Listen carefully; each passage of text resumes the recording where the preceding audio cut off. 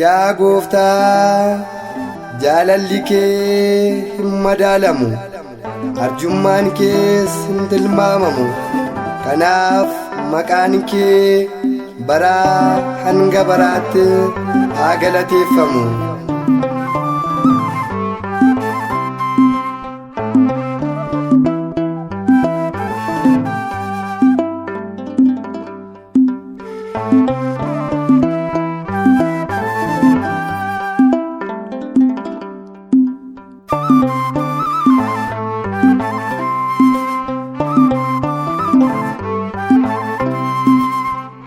jaalalli keen madaalamu arjummaan keen tilmaamamu olmaa kee hundaaf maqaan kee haa galateeffamu.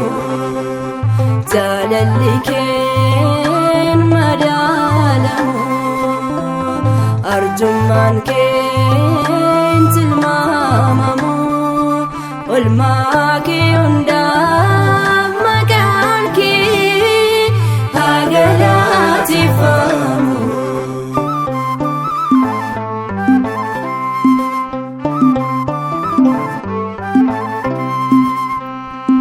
akka nama cubbamaatti yakka keenyaaf dhiphifamte gooftaati qulqulluudha badii keenyaaf waranamte miloota kee qulqullaa'oo cubbamootaan dhiitamte gindillaatii dhaabatteetu asiif achi darbatamte. jaalalli keen madaalamu arjummaan keen tilmaamamu olmaa kee hundaaf maqaan kee haa galateeffamu.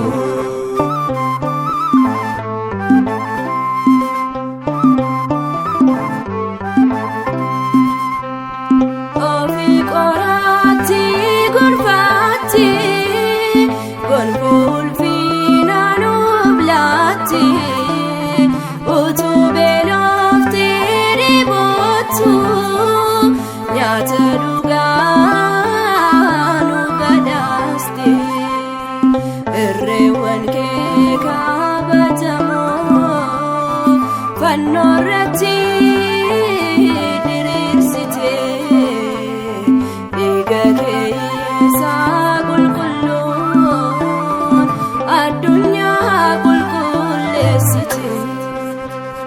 jaalalli keen madaalamu arjummaan keen tilmaamamu olmaa kee hundaaf maqaan kee haa galateeffamu.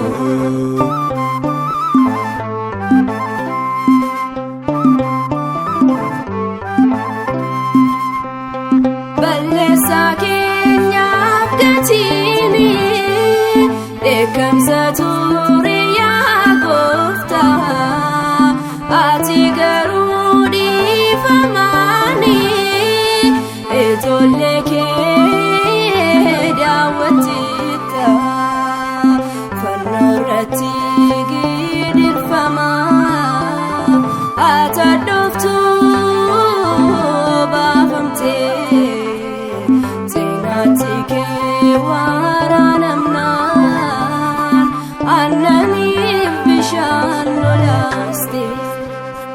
jaalalli keen madaalamu arjummaan keen tilmaamamu olmaa kee hundaaf maqaan kee haa galateeffamu.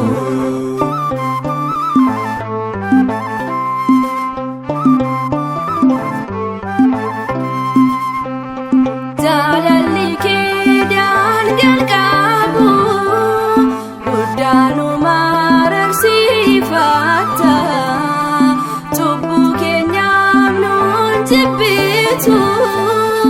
atoo waamtee nu gorfatta oolmaaf gargaarsa kee hundaaf galata siif galchina ulfina maqaa keetiif gammachuudhaan ililchina jaalalli keen madaalamu arjummaan keen tilmaamamu oolmaa kee hundaaf maqaan kee haa galateeffamu jaalalli keen madaalamu arjummaan keen tilmaamamu oolmaa